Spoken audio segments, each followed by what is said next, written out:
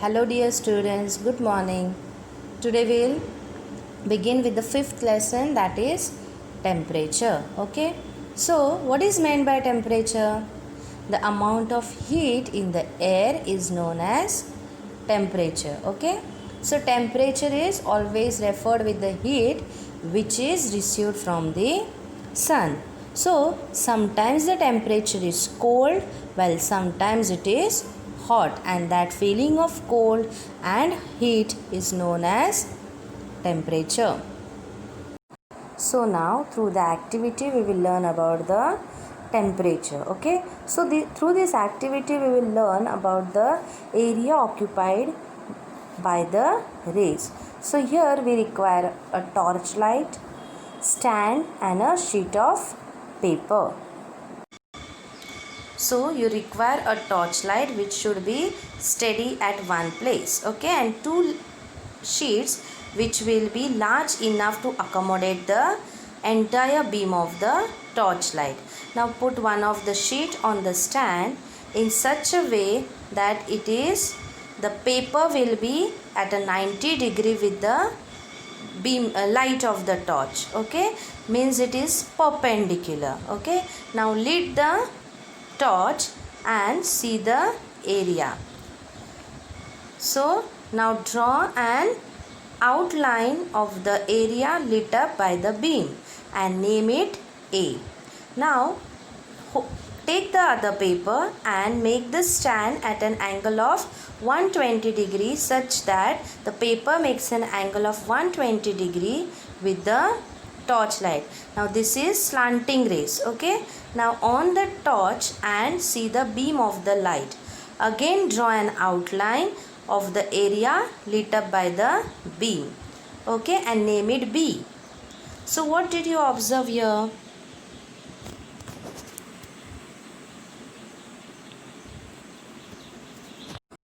So now observe both the papers A and B and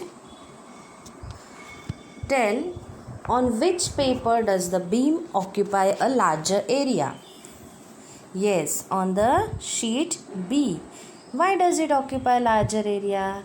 Yes, it occupies larger area because the rays on this sheet were slanting rays. On which paper is the area smaller? Yes, the area is smaller on paper B because the rays on this sheet were perpendicular. Third question. Now change the angle between the beam of the light and the paper. Observe the changes that occur in the area occupied by the beam of the light. So we'll see that. Tell me, what is the relationship between the angle of the paper and the area occupied by the beam? So when the angle, now in this picture the paper is 90 degree to the beam of light, that time the area is smaller. Yeah, you can see the area is small, and when the paper is at 120 degree to the light, the area is bigger. So this is the relationship of the area occupied by the beam to the angle of the paper. Yeah, as the angle increases, the area increases. Okay, when the angle between the beam of light and the paper is changed, the spotlight falling on the paper may either increase or decrease. So you require a torchlight which should be steady at one place. Okay, and two sheets which will be large enough to accommodate the entire beam of the torchlight.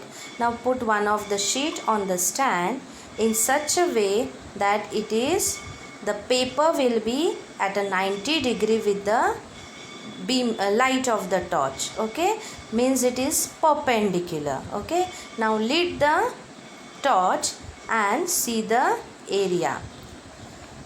So now draw an outline of the area lit up by the beam and name it A. Now take the other paper and make the stand at an angle of 120 degrees such that the paper makes an angle of 120 degree with the torchlight. Now this is slanting rays. Okay. Now on the torch and see the beam of the light. Again draw an outline of the area lit up by the beam. Okay, and name it B. So what did you observe here?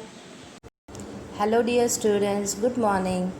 Today we'll begin with the fifth lesson, that is temperature. Okay, so what is meant by temperature? The amount of heat in the air is known as temperature. Okay, so temperature is always referred with the heat which is received from the sun. So sometimes the temperature is cold while sometimes it is hot, and that feeling of cold and heat is known as temperature. So now through the activity we will learn about the temperature. Okay, so through this activity we will learn about the area occupied by the rays. So here we require a torchlight, stand and a sheet of paper. So you require a torchlight which should be steady at one place. Okay, and two sheets which will be large enough to accommodate the entire beam of the torchlight. Now put one of the sheet on the stand in such a way that the paper will be at a 90 degree with the beam light of the torch. Okay, means it is perpendicular. Okay, now lit the torch and see the area. So now draw an outline of the area lit up by the beam and name it A. Now take the other paper and make the stand at an angle of 120 degrees such that the paper makes an angle of 120 degree with the torchlight.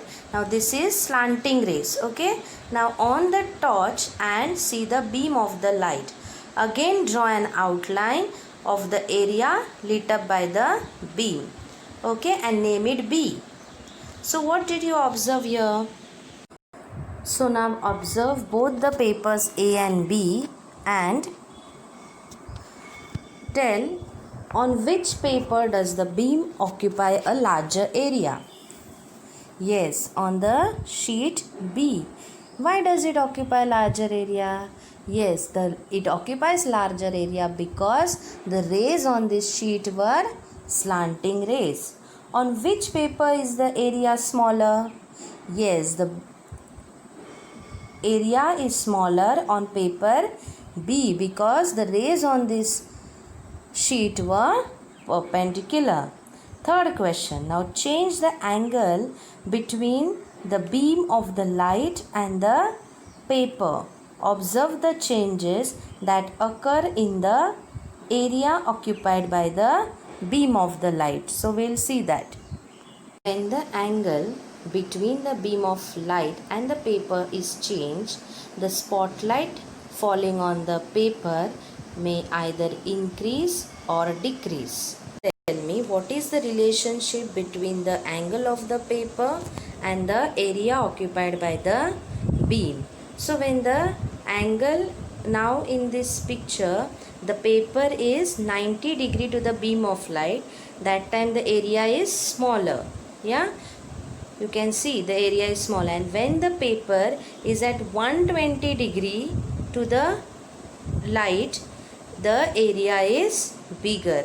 So this is the relationship of the area occupied by the beam to the angle of the paper. Yeah, as the angle increases, the area increases. Okay. So students, through this activity we have learned that when the rays are perpendicular, they occupy less area, and when the rays are slanting, they occupy larger area. Okay, so can you tell me the shape of the earth? Yes, the shape of the earth is spherical, means like a ball, and the earth gets the light from the sun. Okay, so sun rays coming towards the earth always travel in a straight line, but as the earth is spherical in shape, they are not perpendicular at all parts of the earth's surface. In some part they are perpendicular, whereas in some other part they are slanting. So now we will see what is the effect of this on the earth. Okay, so students, you all know that the rays coming from the sun are perpendicular or slanting. Yes, so in this picture you can see the perpendicular rays. Yeah, so perpendicular rays occupy more or less area. Yes, perpendicular rays occupy less area. As they occupy less area, children, the part which gets this rays occupy or receive more or bright sunshine, and because of it they are having greater heat. Okay, and as this part gets heated more, the air here is hotter. Okay, now in this picture you can see the slanting rays occupy larger area, and as this area is large, the sunlight appearing here is less bright, and as it is less bright, of course it will have less heat, and thus the surface here gets less heated, and so the air is less hot. Did you understand? So now we'll answer the statements of do it yourself. So here the region marked A, okay, in the figure receives perpendicular rays. Yeah, the region, while the region marked B here, it receives slanting rays, and the region marked C receives extremely slanting rays. Okay, so using the scale you have to measure the length of the lit up portions on the earth's surface in A, B and C. Can you see these black lines? So here you have to measure that black lines using the scale. So now we'll measure the width of the rays shown between the earth and the sun, means from here to here. Yes, from earth to the sun. Can you see this orange line? So we are going to measure this widths. Yeah, you measure it and write it down with the pencil. Even the lit up portion, these black lines, I think you have wrote it. Yeah, so measure that black lines and even write its answer with the pencil. Yeah, so now considering the parallels of latitude, means this latitude here in this way. Yeah, here can you see these lines? These are parallels, is it, of latitude? Yeah, looking at them and these particular lines of rays of, or the rays of the sun. Yeah, looking at the parallels of latitude and looking at these rays of the sun, we can tell where the temperature will be high or low. Yeah, so where will be the temperature high? Yes, wherever there is less area. So where is the less area? Near A. So here there will be high temperature. Where will be the moderate, means medium temperature? Near B, because this area is little big than A.